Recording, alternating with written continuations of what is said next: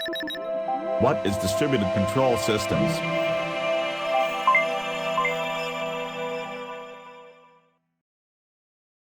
Assalamualaikum warahmatullahi wabarakatuh. Kali ini saya akan membahas pertanyaan-pertanyaan yang berkaitan dengan DCS. Langsung saja, yang pertama berikut merupakan soal-soalnya dan akan saya jelaskan satu persatu. Yang pertama, sebelum menjawab, saya ingin mereview sedikit sistem arsitektur dari DCS. Tersusun dari HIS yang merupakan beberapa komputer, berfungsi sebagai interface antara hardware dengan user. Yang kedua adanya FCS atau Flight Control System. FCS ini dikenal sebagai control station yang berfungsi untuk mengendalikan variabel terkendali pada proses. Bagian ini merupakan otak dari DCS. Dan yang ketiga adanya baterai. Baterai fungsinya yaitu untuk melakukan backup data pada prosesor selama terjadi kegagalan pada daya. Baik, berikut merupakan komponen dari FCS, yaitu CPU, coupler, power supply, modul input-output, baterai, dan VNet atau IP. Pertama adalah adanya CPU, merupakan suatu perangkat penyusun yang memiliki proses kerja seperti kalkulator, di mana CPU ini berfungsi untuk melakukan proses aritmatika dan logika terhadap data yang diambil dari memori atau masukkan data dari hardware. Di dalam CPU terdapat komponen yang namanya processor card. Ini merupakan gambar dari processor card. Processor card ini sendiri berfungsi untuk menampilkan kalkulasi pengontrolan sebaik memonitor CPU dan power supply-nya sendiri. Selanjutnya ada coupler, merupakan perangkat yang digunakan untuk menghubungkan sebuah bus komunikasi dengan yang lainnya tanpa ada instruksi dalam power supply dan tanpa menimbulkan bahaya. Untuk coupler sendiri terdapat 3 jenis, yaitu VNet coupler, IO bus coupler, dan ESP bus coupler dengan fungsinya masing-masing. Dan di samping merupakan gambar dari coupler. Di sini ada VNet coupler, ini ada IO bus, dan yang satunya adalah ESP.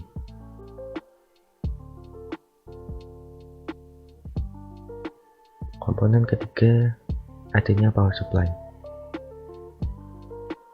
Secara umum, power supply berfungsi untuk menghasilkan daya yang kemudian akan didistribusikan pada power distribution board dan ke perangkat-perangkat lainnya. Power distribution board menerima power supply yang telah ditentukan pada terminal masukan dan keluaran melalui filter dari noise ke koneksi keluaran power supply. Ini power supply-nya. Selanjutnya ada modul input-output. Modul input-output ini banyak sekali jenisnya dan secara umum terbagi menjadi 3, yaitu ada NAS modul, analog modul, dan digital modul. Untuk NAS modul itu digunakan untuk memasang modul input-output secara multiple. Yang selanjutnya adalah analog modul, berfungsi untuk masukan dan keluaran sinyal analog dan sinyal-sinyal terkonversi. Dan yang terakhir adalah adanya digital modul. Digital modul ini sangat banyak jenisnya. Misalnya ada masukan dan keluaran digital input-output yang 16 atau 32 poin sinyal dan berfungsi untuk mengonversi sinyal menjadi sinyal digital. Selanjutnya adalah baterai. Baterai merupakan bagian dari FCS yang berfungsi untuk membackup atau menyimpan memori pada processor card selama terjadi kegagalan pada daya. Dan yang terakhir adalah VNet atau IP, merupakan modul komunikasi. Ini menerima jaringan kontrol high speed ketika menyesuaikan pada standar-standar komunikasi lainnya seperti TCP/IP dan berikut. VNet IP didesain sebagai jaringan rangkap atau duplex network. Jaringan rangkap menyambungkan komunikasi terbuka dengan menggunakan dua sistem komunikasi dari bus 1 dan bus 2, dan standar protokol yang bermacam-macam dari kontrol komunikasi dan internet. Baik, soal yang kedua adalah fungsi dari modul input-output. Seperti yang tadi sudah saya jelaskan, untuk lebih jelasnya saya akan mengutip dari website berikut.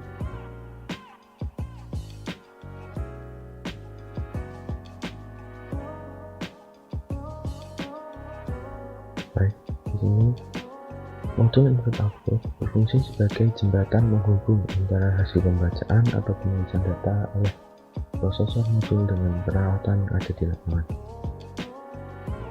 Modul input-output ini pada prinsipnya dibagi menjadi dua fungsi besar, yaitu input-output discrete dan input-output analog.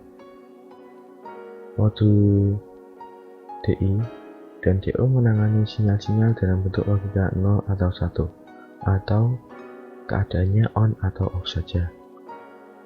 Berikut pembagian dari modul input-output. Dibagi menjadi dua bagian besar, yaitu analog dan digital. Di setiap modul ini ada input maupun output. Sedangkan modul analog input dan analog output menangani sinyal listrik analog, misalnya besaran arus 4-20 mA dan tegangan 1-5 volt. Ada beberapa modul input-output khusus yang didesain untuk menangani sinyal kombinasi analog dan digital, karena ada beberapa instrumen di lapangan yang berjenis ini.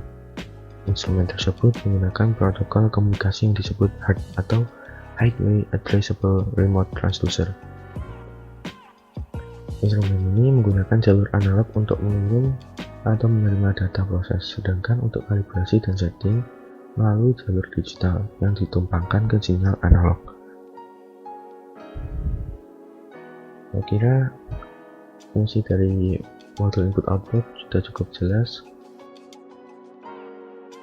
Baik, untuk soal yang selanjutnya adalah apakah fungsi dari modul komunikasi? Modul komunikasi ini tadi VNet IP ya. Oke, saya akan kembali mengutip. Di sini modul komunikasi digunakan untuk media penghubung antara sekumpulan input-output yang disebut node dengan rak utama yang terdapat pada prosesor modul. Pada modul komunikasi juga terdapat prosesor, tapi prosesor ini bukan berfungsi sebagai pengolah dan pengolah data proses di lapangan, tetapi sebagai pemroses data digital yang dikirim atau diterima input-output modul untuk kemudian dikirim atau diterima oleh instrumen di lapangan maupun pada modul prosesor lainnya. Berikut merupakan tipe-tipe modul ini sangat unik. Teman-teman bisa searching di internet apabila masih kurang paham. Yang keempat adalah apakah yang membuat sistem DCS itu handal? Baik, kelebihan DCS dibandingkan dengan sistem kontrol lainnya, yang pertama adalah semua informasi proses variabel dapat ditampilkan dalam bentuk graphical user interface sesuai dengan keinginan user. Yang kedua adalah sistem komunikasinya redundant jika fungsi kontrolnya terdistribusi, dan yang keempat adalah sangat mudah dalam melakukan modifikasi, update sistem kontrol maupun perbaikan dan troubleshooting. Poin utamanya adalah sistem komunikasinya redundant dan sangat mudah untuk melakukan modifikasi karena fungsi kontrolnya ini sudah terpusat dan terdistribusi dalam satu box FCS. Yang selanjutnya adalah jelaskan keuntungan dari sistem redundant. Oke, saya jelaskan bahwa sistem redundant ini merupakan kemampuan suatu sistem untuk tetap berfungsi dengan normal walaupun terdapat elemen yang tidak berfungsi. Misalkan ada kegagalan pada suatu komponen, jadi sistem ini masih tetap berjalan sebagaimana mestinya. Hal ini biasanya dicapai dengan memiliki komponen backup yang berfungsi sama dengan elemen sistem. Pada arsitektur sistem redundant, jadi ada sistem utama dan sistem backup, seperti halnya pada DCS. Ada yang hot standby redundancy dan cold standby. Untuk yang sistem redundant ini, biasanya DCS menggunakan yang hot standby. Alasannya adalah apabila sistem utama dari DCS itu mengalami gangguan atau adanya kegagalan proses, maka data-data yang diambil pada saat itu juga masih bisa terbackup dan prosesnya bisa berjalan pada sistem sekundernya. Jadi itu merupakan keuntungan dari sistem redundant. Yang selanjutnya adalah apakah fungsi dari MMI atau HMI. Dengan kepanjangannya, kalau HMI itu Human Machine Interface, sedangkan MMI itu Man Machine Interface. Dikatakan sebagai supervisory station pada sistem DCS. Fungsinya yaitu pertama memberikan informasi plan yang up-to-date kepada operator melalui tampilan GUI. Yang kedua, menerjemahkan instruksi operator ke mesin. Dan yang terakhir adalah Engineering Development Station. Ini apabila user ini ingin melakukan pengembangan maupun modifikasi dari sistem kontrol pada DCS. Baik, di sini saya akan mengutip kembali bahwa HMI ini merupakan salah satu device yang digunakan oleh seorang operator untuk memonitoring dan mengontrol kondisi proses yang ada di lapangan. Jadi HMI ini, dengan adanya HMI, semua proses yang ada di lapangan dapat divisualisasikan secara GUI. Oleh karena itu, operator tidak perlu terjun langsung ke lapangan. Hanya cukup dengan memantau DCS dan layar yang ada pada layarnya. Untuk jenis dari MMI ini kebanyakan berupa konsol, yaitu modelnya seperti cabinet. Yang selanjutnya adalah sebutkan bagian-bagian dari MMI. Berikut merupakan bagian-bagian dari HMI atau MMI. Ini ada dua jenisnya. Yang pertama ada desktop, yang kedua ada konsol. Di sini terdapat untuk komponen-komponennya itu ada yang pasti ada LCD, kedua adalah operation keyboard, lalu EWS ini engineering keyboard untuk general purpose, ada mouse dan sebagainya. Jadi di sini saya akan jelaskan sedikit bahwa ada dua jenis. Yang pertama adalah jenis konsol tertutup. Ini gambarnya, dimana sangat cocok untuk kondisi lingkungan yang asam, lembab, dan mengandung debu. Intinya ini yang dimana lingkungannya kurang safety bagi peralatan itu sendiri. Konsol tersebut berfungsi untuk melindungi perangkat keras dari HMI, perangkat keras HMI dari gangguan-gangguan luar, seperti interferensi gelombang listrik dan lain sebagainya. Yang kedua ada yang namanya HMI jenis desktop. Ini pada jenis ini itu yang membedakan hanya casingnya saja. HMI jenis ini menggunakan komputer desktop pada umumnya dengan spesifikasi normal. Untuk yang ini biasanya ditempatkan pada lingkungan-lingkungan yang aman atau mungkin safety gitu ya. Untuk soal nomor 4 adalah sebutkan otorisasi aplikasi yang ada pada HMI. Otorisasi aplikasi yang ada pada HMI atau MMI ini yaitu pertama menginput nilai set point. Kedua, memonitoring variabel-variabel proses yang bekerja.